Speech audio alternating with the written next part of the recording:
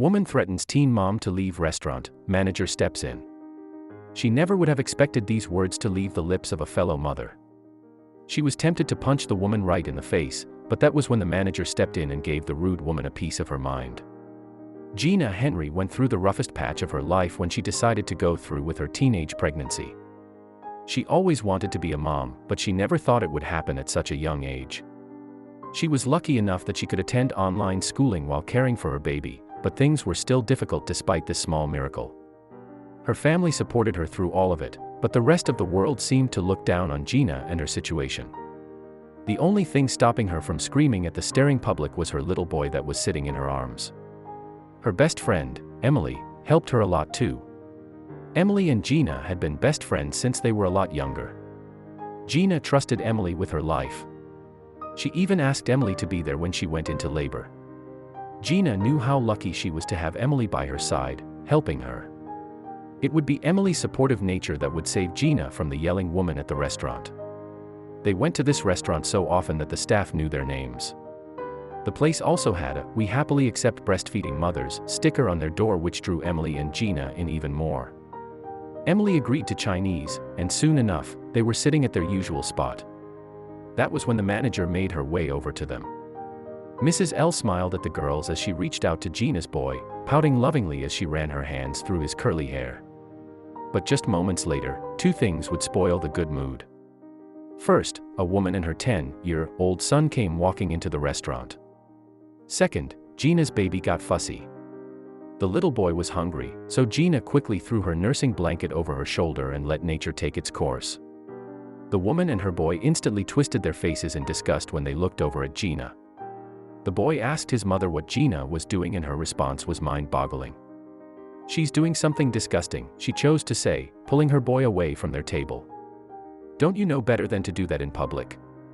And why are you even doing that if you're only a kid?" She spat at Gina, acting like what she was doing was the worst thing any woman could do. Gina was furious, and she was about to act on it when both Emily and Mrs. L stepped in. Wanting to defend her friend, Emily quickly chipped in with, "It's not illegal. And Mrs. L is fine with it. She has a sticker on the door." The woman didn't care if it was allowed at the restaurant or not. She responded with, "I'm not okay with a baby breastfeeding another baby. You need to stop. Have some self-respect." Mrs. L had heard everything from across the restaurant. She dropped what she was doing and made her way over to them. She stepped up to the woman and spoke in broken English. "My restaurant, I'd say, is okay. Nursing baby is a beautiful thing. You have a problem, you leave." Mrs. L said as she got closer and closer to the woman and her son, speaking into their faces. The 10-year-old burst into laughter.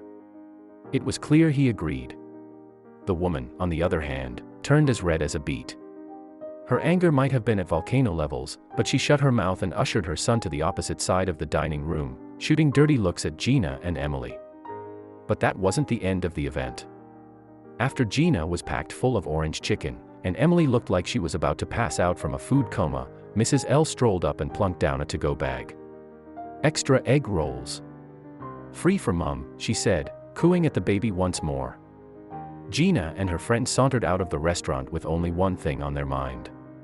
She had to post what had just happened, not just for entertainment purposes, but as a cautionary tale for anyone stupid enough to poke their noses in a mom's business.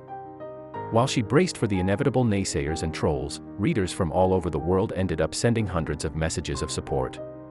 Mrs. L also got some digital appreciation. "It cracks me up when someone who speaks English as a second language, particularly older Asian ladies, throw shade like this.